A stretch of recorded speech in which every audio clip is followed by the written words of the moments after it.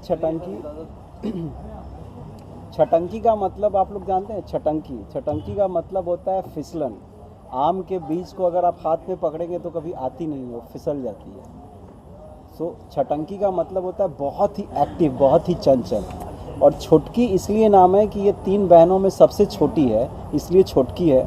और एक female Charlie Chaplin है ये, तो इसलिए छटंकी है। तो छोटकी छटंकी एक नाम है और एक एडजेक्टिव है। दोनों नाम, नाउन और एडजेक्टिव मिल करके इनका नाम बना हुआ है। तो छोटकी छटंकी एक ही नाम है, इनको ही कहा जाता है छोटकी छटंकी। जैसे कहते हैं ना कि कुछ शब्द ऐसे मदमस्त, अगर इसको एक साथ नहीं बोलेंगे तो उसका मतलब नहीं निकलेगा। तो छोटकी छटंकी हम एक साथ ही बोलेंगे तो ये मतलब समझ में आएगा। सर, ये सीरियल बनाने के पीछे आपका क्या उद्देश्य है? देखिए, इसके पीछे मकसद ये है कि यूपी और बिहार में, खास करके मतलब पूरे हिंदुस्तान में, उन बापों से बड़ी गुजारिश है कि इस सीरियल को देखने के बाद सुधर जाए, जिनको ऐसा लगता है कि 36 गुण के बराबर एक ही गुण होता है पैसा कमाना। उनको किसी भी चीज़ से लेना देना नहीं होता है, कि उनको ये देखना होता है कि लड़के के बाप के पास कितना पैसा है, लड़के की सैलरी कितनी है, ऐब चाहे कितने भी हो, वो सब जो है वो पैसों में उसको उस कारपेट के नीचे सारे ऐप डाल देते हैं और पैसा सामने आ जाता है। हिंदुस्तान में आप देखेंगे कि मिसमैच शादियां जो है ना इन दिनों बहुत हो रही है। लड़की स्ट्रीट स्मार्ट है, लायक है, 4 क्लास अगर कम पढ़ी हुई है, उसकी शादी हो जाएगी इंजीनियर से, डॉक्टर से।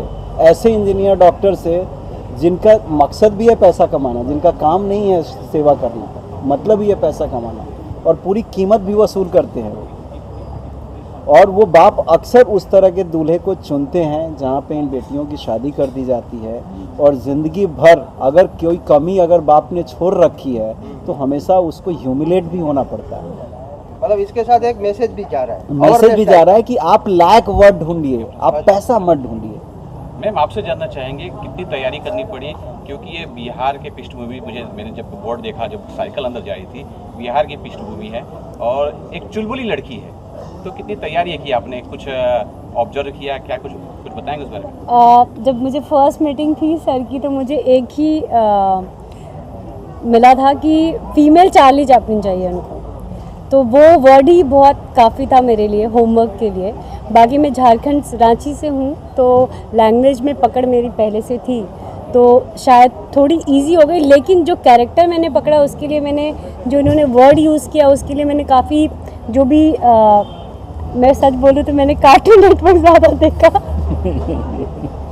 कि वो कितना फास्ट करते हैं और उनका जो बॉडी लैंग्वेज होता है। जैसे लोग बोलते हैं बड़े हो जाते तो कार्टून नेटवर्क नहीं देखना चाहिए, लेकिन मुझे लगता है कि आप कितने भी बड़े हो जाओ, पोगो चैनल ज़रूर देखना चाहिए। तो ज़्यादा कुछ नहीं, लेकिन हाँ, मैंने वो बॉडी लैंग्वेज और ये बहुत सारी चीज़ें जो हैं वो मैंने कार्टून, झूठ नहीं बोलूँगी, कार्टून नेटवर्क से मैंने पकड़ा है। और राइटर साहब से जानना चाहेंगे मैं, ये आपने कहानी लिखी है और कहानी की जो है बिहार की पृष्ठभूमि पे है, तो कितना कठिन हो जाता है, क्योंकि बिहार निरंतर बदल रहा है। आपने साइकिल दिखाई वहाँ और नदी भी दिखाया है, और मुझे लग रहा है काफ़ी पीछे का दिखा रहे हैं, और बिहार निरंतर बदल रहा है, तो कितना कठिन हो जाता है कि बिहार को दिखाना, दर्शाना? बिहार की खास विशेषता यह है कि वो विसंगतियों का प्रदेश है और ग्लोरियस कॉन्ट्रडिक्शंस जिसे कहते हैं, एक ही जगह पर अतीत भी है, वर्तमान भी और भविष्य भी है। तो आपने सही कहा, बड़ा कठिन है बिहार को एक सूत्र में बांधना। हमने ये चुनौती ली है, और हम जो वर्तमान बिहार है, जो बहुत तेज़ी से बदल रहा है और बहुत तेज़ी से बाकी सब देश के जो एस्पेक्ट्स हैं उसके साथ समाहित हो रहा है, उसको हमने कैप्चर किया। मेरे लिए एक एडवांटेज यहाँ, जैसे कि हमारी लीड के लिए भी एडवांटेज है, मैं बिहार से हूँ और बिहार में भी ग्रामीण क्षेत्र से बड़ी क्या कहते हैं, बड़े सीरियसली अटैच्ड हूँ। हर साल जाता हूँ, वहाँ रहता हूँ, लोगों से मिलता हूँ, तो मेरा वहाँ जो अनुभव है वो मुझे हेल्प करता है स्क्रिप्ट को लिखने में। मैं बिहार के मिथिलांचल क्षेत्र से, साउथ बिहार से हूँ, भागलपुर बांका से, तो वहाँ की अंगिका की जो बोली है वो हिंदी से मिलकर और भी खूबसूरत हो जाती है, तो मुझे उसका एडवांटेज है। I have that advantage. Sir, आपसे जानना चाहेंगे इस बारे में, छोटकी छटंकी के बारे में, कैसा एक्सपीरियंस रहा आपका? एज ए डायरेक्टर, देखिए क्या है कि जब आप एक सिंपल शो करते हैं ना, जो हिंदी के चैनल्स में आ रहे हैं, तो वो क्या, वो सिंपल शो आपको मालूम है कि आप जाओगे, स्क्रिप्ट मिल जाएगी और कर लिया जाएगा। लेकिन जब आप कोई ऐसा शो करते हो कि जिसमें कैरेक्टर है, जिसमें एक मैसेज है, और जो कि एक कहीं किसी प्रदेश को बिलोंग करता है, तो आपके पास चैलेंज ये हो जाता है कि आपको वहाँ का बहुत कुछ दिखाना है। ठीक है, आपको वहाँ की समझ होनी चाहिए, कैरेक्टर्स की समझ होनी चाहिए, भाषा पे आपको पकड़ होनी चाहिए। और सबसे अच्छी चीज़ आप इस शो में ये देखोगे कि आपको इस शो में सारे कैरेक्टर्स नज़र आएंगे। मतलब कोई भी जितने भी टेलीविज़न पे शो चल रहे हैं, मैं कह सकता हूँ कि आप कोई भी शो उठा के देखोगे, बाप बाप है, माँ माँ है, भाई भाई है, बहन बहन है। लेकिन ये शो जब आप देखोगे तो आपको पता चलेगा जो बाप है ना, उसका भी एक कैरेक्टर है, माँ जो है वो भी खड़े होने के लिए माँ का भी एक कैरेक्टर बनाया है राइटर ने, जो बहनें हैं उनका भी एक कैरेक्टर बनाया है। तो एज ए डायरेक्टर आपके पास एक चैलेंज हो जाता है कि आपको खाली पपेट की तरह नहीं काम करना है कि आप गए, एक्टर ने अपनी लाइन बोल दी और हो गई। नहीं, आपको उस कैरेक्टर में उसको घुसाना है, उस कैरेक्टर को पकड़ाना है। वो लाइनों में जो राइटर ने जो लाइनें लिखी हैं, वो लाइनें आपको एक्टर से बुलवानी है। तो एज ए डायरेक्टर इस तरह का शो जो है, जो जिसको हम कहेंगे ये देसी शो है, इसको करने में आपके सामने बहुत चैलेंजेस आते हैं। सर मैं पहला एपिसोड देख रहा था, हाँ। मैंने समझा कि कैरेक्टर तो इन्होंने बहुत अच्छा प्ले किया है, लेकिन मैंने ये भी ध्यान दिया है कि बैकग्राउंड जो म्यूजिक थी वो बहुत अच्छा शूट करा था। बहुत उस बारे में बताइए किस तरह से उसे आपने लिया। बैकग्राउंड म्यूजिक जो है वो हमारे म्यूजिक डायरेक्टर विनय सिंह करके हैं, उन्होंने किया है। एक्चुअली हम लोग कई बार उस सेशन पे बैठे कि हमको वहाँ का जो देसीपन चाहिए था म्यूजिक में, वो आए, तो कई सेशंस हुए, उसके बाद वो बनाया गया। सर प्रोडक्शन हाउस के बारे में जानना चाहेंगे। प्रोडक्शन हाउस के बारे में हमारे प्रोड्यूसर जो है मासूम जी ये प्रोडक्शन बताएंगे। हाउस का नाम है गांव वाला कॉन्सेप्ट स्टूडियोज। ठीक है, तो प्रोडक्शन हाउस जो है शुरू से ही, इस प्रोडक्शन हाउस के पीछे विज़न सिर्फ यही है, गांव वाला वर्ड सिर्फ इसलिए है कि सबसे विशुद्ध चीज़ जो होती है ना, वो गांव होती है। हवा भी विशुद्ध आपको मिलता है, खाने को भी विशुद्ध मिलता है, पीने को भी विशुद्ध मिलता है, वातावरण भी विशुद्ध मिलता है। तो अगर बहुत ही रूटेड अगर एक कोई क्रिएटिव ब्रेन है और अगर वो सोचना शुरू करता है, तो मुझे लगता है कि गांव वाला आप जैसे ही कहते हैं, एक विशुद्धता का एक बहुत बड़ा जो है एक होराइजन आप खोल देते हैं।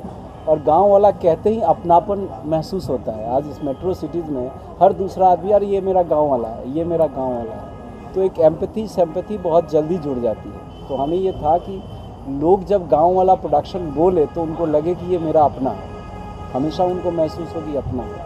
और गांव वाला का मकसद भी है कि बहुत ही रूटेड शोज़ हम सामने लेकर के आए, वो चीज़ें जो धीरे धीरे गुम हो रही है, उस चीज़ को हम वापस रीएक्सप्लोर करें। सर आपसे ये भी जानना चाहेंगे, आपके प्रोडक्शन से कौन कौन सी जो धारावाहिक या फिल्म कुछ बनी है या और कौन सी आने वाले हैं, कुछ उस बारे में बताइए सर। देखिए, हमने तो टेलीविज़न में बहुत ज़्यादा काम किया है, और टेलीविज़न में हमने इससे पहले 4-5 टेलीविज़न शोज़ बनाए हैं। इस प्रोडक्शन हाउस ने क्राइम शोज़ भी बनाए हैं अलग अलग चैनल्स के लिए, जिसमें सोनी चैनल भी है, क्राइम पेट्रोल ही 400 एपिसोड्स हमने बनाया, मन में विश्वास है हमने बनाया, सब टीवी के लिए एक शो हमने बनाया, डीडी नेशनल के लिए बहुत ही कल्ट शो हमने बनाए हैं, अनुदामनी, वो यही थी, एक तरेगनी उसमें भी यही थी, एक बस थोड़े से अनजाने हमने बनाया था, बहुत ही जो पाकिस्तानी फ्लेवर के थोड़े इवॉल्व ऑडियंस के लिए बहुत बोल्ड ड्रामा हमने बनाया। इसके अलावा एक प्रोडक्शन हाउस जो है तेलुगु में 2 फिल्में प्रोड्यूस कर चुकी है, मराठी में 3 फिल्में, जिसमें से 2 फिल्में ब्लॉकबस्टर हैं। एक फुंतरू फिल्म हमने प्रोड्यूस की थी रॉस के साथ, जो ब्लॉकबस्टर रही थी। टकाटक 2019 में हमने प्रोड्यूस की थी, वो भी ब्लॉकबस्टर है, जिसका दूसरा सीजन अभी तैयार है। मैम से जानना चाहेंगे कि मैं हाँ, दबाव था क्योंकि बहुत टाइम के बाद ये मेरा कमबैक है एज ए लीड। और थैंक यू मासूम सर, गौरव एंड प्योम सर। आज जो मैं छुटकी दिख रही हूँ, ये इन तीनों की मेहनत है। मैंने बस इनको फॉलो किया है, बाकी और ऑफ कोर्स हमारे डीओपी सुरेश जी और शंभू जी और रंजीत जी, उन्होंने बाबूदा बहुत मेहनत की है उन्होंने। तो आज जो छुटकी आप सबके सामने इतनी अच्छी, इतनी चुलबुली दिख रही है, क्योंकि शॉट ऐसे होता था कि ये तो हमेशा रहते थे, हर सीन के बाद बताते थे, फिर ये उसको कंसीव करते थे, देन ये हमको बोलते थे, फिर सर उसमें से और मसाला जो भी होना चाहिए। जब हम शॉट लेते थे तो लिटरली जब हम शूट करते थे तो ये और जो हमारे डीओपी सर वगैरह हैं, वो मज़ा नहीं आया। एक और करते। तो मुझे ऐसा लगता है कि एक छुटकी को इस्टेब्लिश करने के पीछे इन सब का हाथ है, नहीं तो आज जो मैं दिख रही हूँ वो मैं नहीं दिख सकती, क्योंकि जब आप करते हो ना तो आपको ये नहीं पता चलता है कि आप सही कर रहे हैं, गलत कर रहे हैं या किस लेवल पे कर रहे हैं। जो ऑडियंस होती है या जो देख रही होती है उनको सबसे ज़्यादा अच्छा ग्राफ पता चलता है कि उनको क्या चाहिए और किस लेवल का चाहिए। सर मैं आपसे जानना चाहूँगा कि जब आप रीटेक बोलते हैं, क्योंकि रीटेक हो रहा है, जब ये बोल रहे हैं कि मज़ा नहीं है, बार रीटेक हो रहा था, कितनी नर्वस हो जा रही थी, क्या तैयार थी वो रीटेक को एक्सेप्ट कर रही थी कि नहीं अच्छा सीन नहीं हुआ है? नहीं, सुप्रिया जो है ना हमारे साथ बहुत सारे शोज़ कर चुकी है। हम लोग मेरे ख्याल से 10 साल से साथ में जाना और कई सारे शोज़ हम लोगों ने किए, तो इसको मेरा नेचर मालूम है, मुझे इसका नेचर मालूम है, और मुझे मालूम है कि ये कोई भी काम जैसे है ना तो बड़ा डेडिकेशन से करती है। सर सही हो रहा है ना, अच्छा हो रहा है ना, और इसको ये मालूम है कि मैं ऐसे बोलूँगा नहीं कि हाँ ठीक हो रहा है, जब तक अच्छा होगा नहीं ना तो मैं करता ही रहूँगा। ये मेरी आदत है, वो कोई भी हो कि नहीं अगर नहीं हो रहा तो फिर आपको करना ही पड़ेगा कुछ भी हो। और सुप्रिया के साथ चूँकि काम कर रहा हूँ इतने सालों से, तो हम दोनों एक दूसरे को अच्छे से जानते हैं। सर से जानना चाहूँगा, सर आपका किस प्रकार का किरदार है इसके अंदर? मेरा किरदार बड़ा ही खूबसूरत कैरेक्टर है, बाहर से नारियल की तरह सख्त और अंदर से बड़ा ही सॉफ्ट और मुलायम। ये किरदार ऐसा है कि समाज में इसकी अपनी प्रतिष्ठा है, लोग इसे नकारात्मक चरित्र समझते हैं क्योंकि ये शक्ति संपन्न है, ये रंगदारी करता है, बाहुबली है, ठेकेदारी करता है, तो इसके बारे में बहुत सारी भ्रांतियां हैं, प्रचलित हैं, कुछ सही भी है कुछ गलत भी। लेकिन ये अपनी बिटिया के मामले में बड़ा ही भावुक पिता है, क्योंकि इकलौती बिटिया है उसकी और उसके तकलीफ़ों को ये सह नहीं पा रहा है, ये कोशिश कर रहा है कि किसी तरीके से मैं इसकी तकलीफ़ें दूर कर दूँ। ड्रामा वही है कि वो जो दोनों परिवारों के बीच में इस संबंध में जो मतभेद होते हैं वही असली मज़ा है। और सारी बातें बता दूँ तो फिर मैं सर से जानना चाहूँगा, सर इतने अच्छे कलाकार को आपने लिया, किस प्रकार से ये बोर्ड पे आए? क्योंकि इसमें 3 लड़कियाँ हैं, 3 बहनें हैं, एक पिता है जो मैंने अभी देखा है, पंडित जी भी है, सर को देख रहा हूँ, किस प्रकार से सारी चीज़ आपने इकट्ठे के साथ कलाकारों को कैसे बोर्ड पे आए? देखिए इस शो में जितने भी एक्टर हैं ना, ये कहते हैं ना हम इंडस्ट्री में जब काम करते हैं, मैं लगभग 20 से 25 television mainstream shows as a creative director बना चुका हूँ। तो सारे शोज में सब लोग कहीं ना कहीं मेरे साथ काम किए हुए हैं, तो सबको एक एक टेक्स्ट किया गया, बात की गई और बोला गया। सब लोग अगर हाँ बोलते हो तो ये बहुत कम बजट का एक शो है, पर शो में कॉन्सेप्ट में गहराई है, साथ दो तो बनाएंगे। तो किसी ने अपना एक बहुत ही इतना बड़ा डिमांड नहीं रखा जो ये बाज़ार से जो लेते हैं, तो हर किसी ने अपनी मेहनत है ना ऐसे कट किया है जैसे हम मोहब्बत में बिके हुए लोग हैं। सर गाँव वाली की अगली रणनीति क्या है? राजनीति में तो है नहीं कि रणनीति बनाएंगे। नहीं, आगे क्या मतलब कर रहे हैं, आगे किस तरह का शो, किस तरह के कॉन्सेप्ट को ला रहे हैं? वो कहना तो मुश्किल है, लेकिन गांव वाला जितनी भी चीज़ें कर रहा है वो इनोवेटिव कॉन्सेप्ट है दोस्त। और गांव वाला की मोस्टली जितनी प्रॉपर्टी हम लोग बना रहे हैं वो इंडिपेंडेंट प्रॉपर्टी है। गांव वाला वो प्रोडक्शन हाउस नहीं है जो पहले चैनल में जाता है और पूछता है कि जाल में फंसोगी मछली से, और फिर जो है वो जाल फेंकता है। हम पहले अपना शो कंसीव करते हैं, ऐलान कर देते हैं कि हम शो बनाने जा रहे हैं, भाई जिसको अच्छा लगेगा और लेना, नहीं लोगे तो यूट्यूब पे डाल दूंगा या कहीं बेच लूँगा इंटरनेशनल मार्केट में। सर आखिरी आपसे जानना चाहेंगे, क्या अपील करेंगे इस चैनल के माध्यम से जो लोग देख रहे हैं, दर्शकों को क्या कुछ बोलना चाहेंगे? तो उनको ये शो MX प्लेयर पे मिलता है, MX प्लेयर पे देखें, आज़ाद पे अगर वो देख पा रहे हैं तो आज़ाद पर वो देखें। ये शो को देखें ज़रूर, क्योंकि अगर उन्होंने 4 एपिसोड भी अगर देख लिया, सस्टेन कर लिया, तो आगे के 260 एपिसोड बिना देखे वो रुक नहीं सकते। क्योंकि इस कहानी करने में, कहानी को रचने में और किरदार को करने बनाने में कोई कमी नहीं रखी है। फास्ट फूड की तरह शो नहीं बन रहा है, ये आम डेली सोप की तरह नहीं है। हमने 1 महीने में 6 एपिसोड शूट किए हैं, ये हमारी रफ्तार है। 1 मंथ में 6 किया है। जानना चाहूँगा क्योंकि पूरा दामोदर मैं देख रहा हूँ आपके ऊपर है, हसमुख, और नाम भी आपके ऊपर से जा रहा है। आप बताइए क्या अपील कर रही हैं? मैं आपको सच बोलूं, मैं सुबह आती हूं और रात तक, जब तक हमारा पैकअप नहीं होता है तब तक मैं ऐसी ही रहती हूँ, क्योंकि हमारा जो माहौल बना हुआ है, पता नहीं, ये नहीं पता, मतलब इन्होंने बहुत छूट दे के रखी है सब चीज़ में, इन्होंने बहुत छूट दे के रखी है कि मतलब बहुत एडजस्ट, मतलब आप तो हम हंसते हुए ही जाते हैं घर और वापस सुबह हंसते हुए आते हैं। 1 मंथ हो गया हमको शूट किए, लेकिन अभी तक टच वुड हम में से किसी की भी एनर्जी कम नहीं हुई है। मैम, छोटे शहर से आके यहाँ पे अपना बनाना, एक मुकाम बनाना कितना टफ है? रांची जैसे छोटे शहर से आके यहाँ पे अपना टीवी इंडस्ट्री में एक बड़ा नाम बनाना कितना टफ है, कितना मुश्किल है? टफ बनाना टफ नहीं है, टफ वो हो जाता है जब आपकी फैमिली सपोर्ट ना करे तब, क्योंकि आपको ही पता है जब हम छोटे शहर, मतलब रांची छोटा नहीं है, लेकिन क्या होता है कि वहाँ अगर कितने भी पढ़े लिखे लोग हैं ना, जैसे मेरे घर में भी है, तो उनकी मेंटालिटी वैसी चलती है। दूसरा करेगा तो वो बहुत अच्छा लगता है, वो सीरियल देखेंगे, लेकिन अपने घर के लोग नहीं करना चाहिए, तो वो एक स्ट्रगल है। और वो आपको बहुत फील कराता है कि यार हम मेट्रो सिटी के होते, हम ऐसे होते तो हमारे घर में जो जहाँ आज हम हैं शायद उससे बहुत ऊपर होते, क्योंकि अभी भी हमारे घर में हो गया ना, शौक से कर रही हो ना, हो गया ना, ऐसी बातें चलती है, तो बहुत टफ है वो। Thank you so much. किरदार क्या होगा, कुछ उस बारे में? मेरे कैरेक्टर का नाम है रुमाल, और रुमाल इनकी फैमिली का बहुत ही अटूट हिस्सा है। मेरे पिताजी के जाने के बाद और हमारे मास्टर साहब ने मुझे पाला पोसा है और बड़ा किया है, और घर का इकलौता मैं मेल पुरुष सदस्य हूँ जो घर के बाहर के सारे काम करता है। तो बहनों में बहन बन जाता है, पापा के बीच में बेटा बन जाता है, माँ के साथ उनका लाडला बन जाता है, तो सिचुएशन के अकॉर्डिंग ये चेंज हो जाता है। आपसे जानना चाहेंगे कि आपका किरदार कैसे है? मैंने तो देखा आप रोते हुए हैं, रियल लाइफ में भी इस तरह है क्या? रियल लाइफ में बिल्कुल ऐसी नहीं है, मेरा कैरेक्टर इसमें बड़की का है, और बस आपने देख ही लिया मुझे रोते हुए, इतना ही मेरा कैरेक्टर। तो ये बताइए, कान देख से रो रहे थे कि या सीरियल देख के रो रहे थे या ग्लिसरीन लगा लिए थे? ग्लिसरीन बिल्कुल नहीं लगाया था, थोड़ा थोड़ा प्याज वाला भी लग रहा था, उसके बाद में प्यार वाला भी जो दिखाया है कि जो सीरियल देख रहे थे ना सास बहू वाला, तो थोड़ा प्यार, क्योंकि पापा जी शादी कर रहे हैं ना मेरी बहुत जल्दी, और विदा करने की तैयारी है।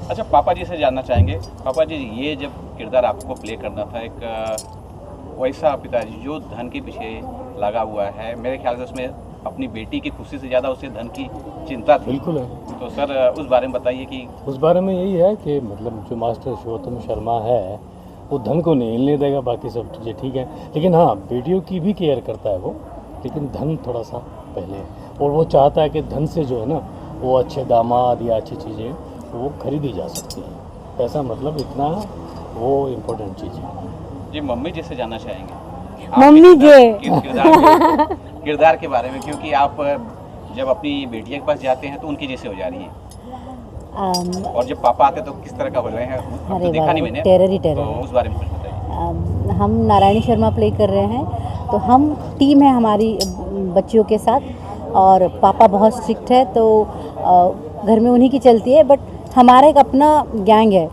मतलब हम जो चाहते हैं वो डिसाइड करके उनसे करवा भी लेते हैं। छुटकी इज़ द मेन रक्षण करता, और उनका हमेशा से वो रहा है कि she takes a lead and she is a leader of the family. तो ऐसे कुछ छोटी छोटी चीज़ें और होती है घर में, तो वी सपोर्ट ईच अदर।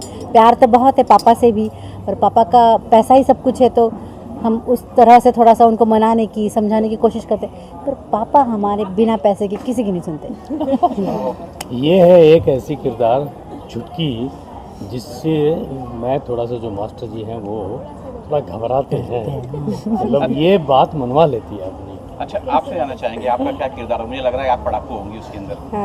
हाँ, मैं बहुत पढ़ाकू हूँ, और वह किताबें लेके ही घूमती रहती हूँ, बट रियलिटी में वैसी नहीं हूँ। कॉमिक्स रखे हैं, कॉमिक्स रखे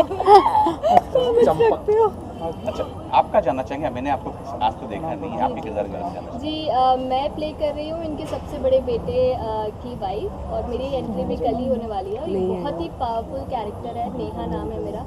और क्या होता है कि शादी के समय जब उन्हें पता चलता है कि पढ़ी लिखी नहीं है, तो इनके बेटे जो है मुझे इतना पसंद नहीं करते, चले जाते हैं। तो मैं किस तरीके से उनका दिल जीतने के लिए अपने आप को एजुकेट करती हूँ, और कैसे शेक्सपियर पढ़ के, जो एक बिल्कुल गंवार लड़की है, कैसे 5 सालों में अपने आप को बदलती है उनके बेटे के लायक बनने के लिए। वो डॉक्टर है, बॉम्बे में रहता है, तो एक दिन किसी दिन ऐसा है कि वो मुझे अपना ले, उसके लिए वो अपने आप को एजुकेट करती है। तो it's a very powerful character है। दरअसल क्या है ना मैंने अपने बेटे की शादी करने के लिए, मेरे पास पैसे थे नहीं, तो मैंने देखा इसका जो बाप है ना वो गुंडा मवाली भी है लेकिन ठेकेदार है, पैसे वाला है। तो मैंने उससे पैसे लेके डॉक्टरी और इस कंप्लीट करी। अनपढ़ को जो है ना, ये पढ़ लिखी थी नहीं, और मैंने ताकि मेरा बेटा US जाके डॉक्टरी की बढ़िया सी बड़ी डिग्री ले आए और ये हो गया। अभी मुझे इससे कोई फालतू मतलब नहीं है ना। और इसके बाप से भी हम चाह रहे हैं कि किसी तरह अंदर ही अंदर छुटकारा सा शादी की रात हो से जाए। वो अपनाता नहीं है बहू को और चले जाते हैं छोड़ के, तो बस वो उसी आग में जल रही हैं और वो अपने आप को कैसे उनके लायक बनाने के लिए कर रही है। It's all about that. अच्छा, अब मैं लास्टली आपसे जानना चाहूँगा, आपके जो फैमिली है बहुत अलग अलग कैरेक्टर है। हाँ। पापा जी का कैरेक्टर अलग है, मम्मी का अलग है, इनका अलग है, तो पूरी फैमिली आपको किस प्रकार से लगी? बहुत वो कहते हैं ना कि ज़्यादा अगर शक्कर हो जाए तो डायबिटीज़ हो जाती है, और खट्टी मीठी और सब नमकीन चीज़ें हो तो वो फैमिली में हंसी खुशी, मतलब हमेशा हैप्पीनेस रहता है। तो सेम मैं फील करती हूँ कि ऑफ कोर्स जहाँ से मैं बिलोंग करती हूँ पापा ऐसे ही होते हैं, और मैं अपने घर में भी सबसे छोटी हूँ और पापा की लाडली, और यहाँ भी हूँ कि कैसे भी करके मैं मना लेती हूँ। मम्मी की बातें, दीदी की बातें, सब इनसे बोल के मैं मनवा लेती हूँ। और देखा जाए तो इतने दिन शूट करके हम सब सच में फील करते, जब हम सिस्टर का सीन होता है तो लिटरली हम ना रीटेक इतना होता है क्योंकि हमको हंसी आ जाती है सीन करते करते, इतनी अच्छी बॉन्डिंग है। या मम्मी के साथ सीन कर रहे हैं या पापा के साथ सीन कर रहे हैं, कई बार तो ऐसे मैं बोलती पापा ये भी ऐसे होते हैं, तो वैसा इतनी अच्छी बॉन्डिंग हो गई है।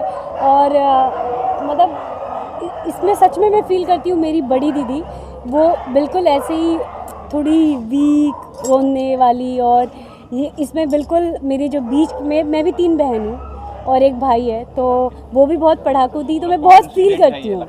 And the best thing about Supriya is she is such a great को आर्टिस्ट टू वर्क विद। जैसे हमारे सीन्स अगर कुछ है तो उसमें जान डालने के काम हमारे अलावा वो भी करती है। सो उसमें क्या होता है, हमारा सीन बहुत अच्छा खिल के आता है, and thank you for that. Actually ना ये रियल लाइफ में भी ऐसा जो कैरेक्टर इसका है ना, ये चुलबुली वैसी ही रियल में भी वैसी ही है। ये तो हमने यहाँ देखा, पूरे सेट को परेशान करती है, ऐसे जैसे सीरियल में कर रही है वैसे सेट को परेशान करती है। But it's a good energy, so all are happy and chirpy. मेरा बस एक ही रहता है क्योंकि एज एन एक्टर बहुत टफ होता है, क्योंकि आपका फेस कैमरा में दिखता है, और मैं सब बोलते हैं ये हमारा सेकंड होम है, लेकिन नहीं, ये हमारा फर्स्ट होम होता है एज एन एक्टर। और हमको हर टाइम आपके दिमाग में क्या चल रहा है, आपके घर में क्या हुआ है, या आप जब घर से निकले हैं तो आपके साथ रास्ते में क्या हुआ है, वो सब मैटर नहीं करता, क्योंकि जब एक बार कैमरे में जो चीज़ छप जाती है ना, वो छप जाती है। तो मेरा हमेशा ये रहता है कि कैसे भी करके ना ऐसी एनर्जी बनाओ कि जो सीन बहुत ओके है ना, वो भी सीन ऐसा निकल के आए कि लिटरली अभी तक टचवुड हमने जो भी सीन किया है वो डायरेक्टर सर और DOP सर वाव नाइस बिना बोले आज तक रुके ही नहीं है। इमोशनल सीन्स भी रहते हैं तो कई बार तो ग्लिसरीन